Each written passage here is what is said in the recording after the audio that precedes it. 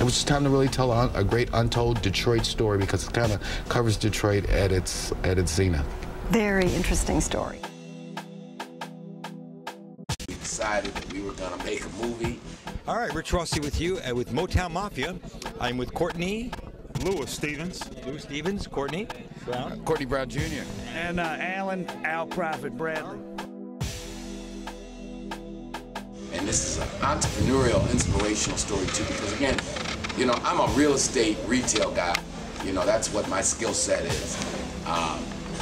But I'm a businessman, so I was like, you know, we're gonna do it. You know, sometimes when you got a dream, you won't have all the answers on how you're gonna do what you're gonna do. What made this one unique was not so much the crime, but the intertwining with Detroit's history and the Motown era and kind of the economic decline of Detroit. And it's really the story of a family. And from some perspectives, it has a happy ending, like you said. For others, it didn't have a happy ending. Right.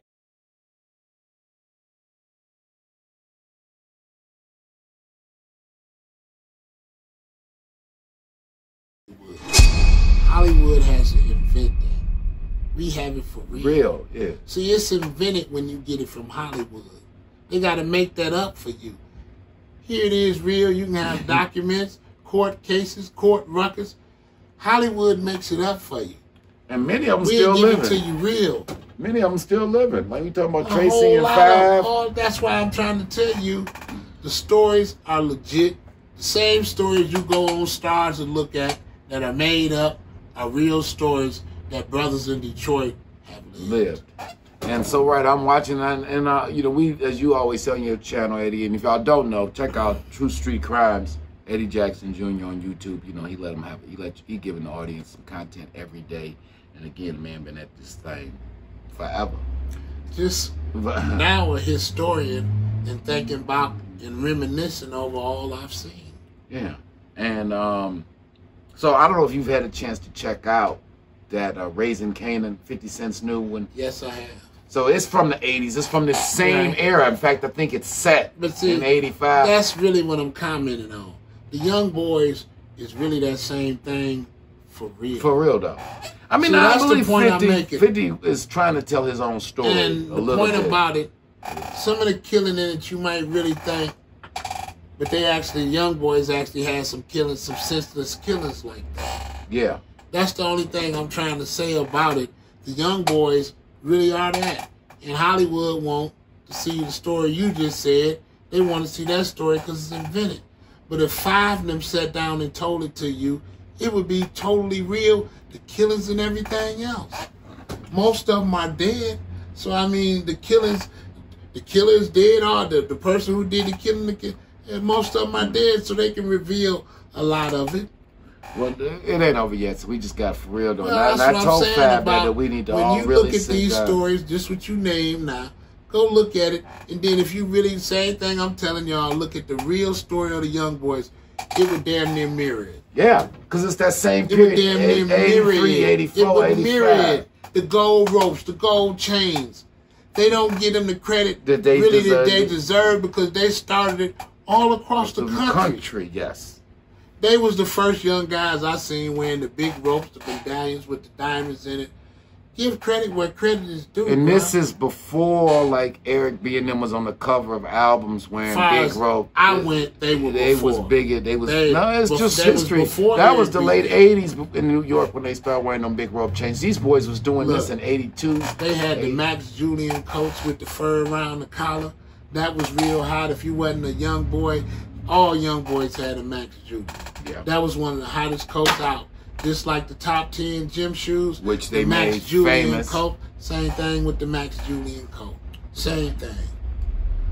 A lot of things, just like the campaign hat. They made that famous for young guys wearing the campaign hat. You know, young guys really don't. You don't see young guys today really wear campaign hats. That come from the Young Boys. Campaign hats, top 10. Oh, don't forget the Adidas jogging suit now. Definitely. Can't forget the Adidas jogging suit. Adidas tractor suit. Go with the Adidas. You can't have the top 10s without a track suit. Yeah. You know, the rope. You know, so they had their era. They did, and again, shout out to all of them guys, man. So I wanted to talk about that while you was here, man, because that basement had so many memories, man. Let me say this as we remember, man. Let's all right now pray for one person in that area to come home, Spencer Holloway. Yeah, Let's pray for forgiveness for Brother Spencer Holloway, no matter what happened. This is 35 years later, as y'all said about White Boy Rick. Let's give Spencer Holloway a chance at life again. I really think he deserves it. And as I said before, and I want to say it again, and I'm going to leave it alone.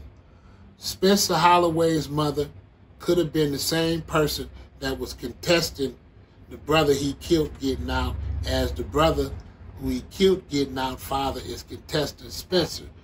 You could be the man asking Miss Holloway for forgiveness for your son and him to come home to see you.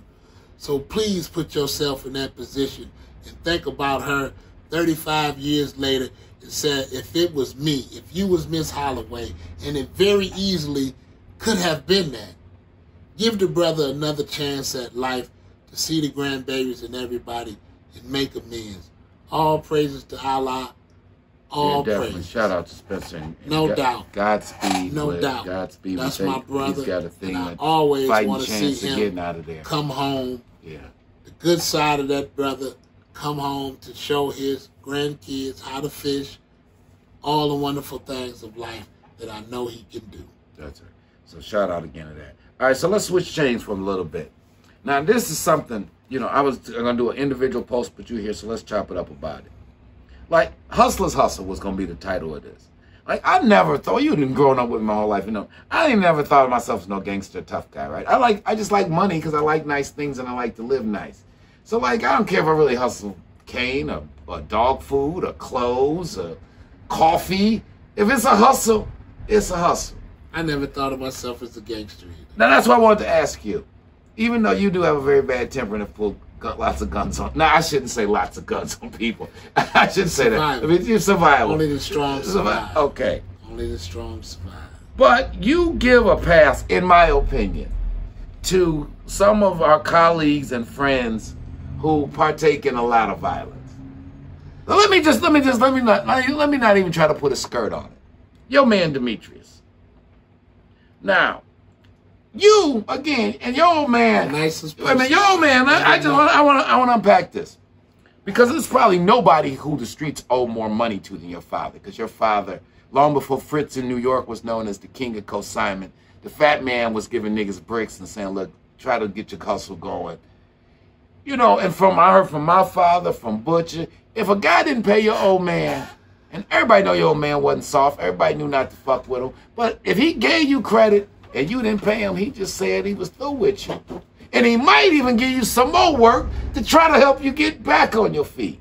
But it ain't no stories. I have all the legends of your old man about he gave a nigga some work, the nigga didn't pay him, and he went and did something to him. So, juxtaposed to your man D, who supposedly a lot of the reasons why he was involved with some of this violence was because he done fronted niggas and niggas didn't pay him. Right. And now he feel, though, that now he need to go kill a nigga who he gave the dope to. Because, you know, I'm come from the old school. Your father taught my father taught me. Your father taught my father. If you give a nigga something, he didn't take it from you. You gave it to him, so if he don't pay you... It happens. It happened to him. Okay? Go ahead, explain your viewpoint. I'm not going to say it did not happen to him. Not to the degree of Demetrius. Not to the same degree. I'll say this and I'll put it in this perspective. My father was a little more respected than Demetrius. So motherfuckers feared him more than Demetrius, so they didn't run off as much. Some did. Now, I'm not going to tell you that. Some people did run off on him, but not to the degree like they was doing with Demetrius. That's what I'm saying to you, because all of them in the back of their mind really knew if Eddie really get pissed off, he gonna touch me. Yeah, disappear. Yeah. See, that's another thing. They played a disappearing game. Why do you think Demetrius was never accused of a murder? You have never heard that man accused. All the murders you sitting up here talking about, you ain't never heard him accused of one. No. He has never been charged with an open murder in court, ever.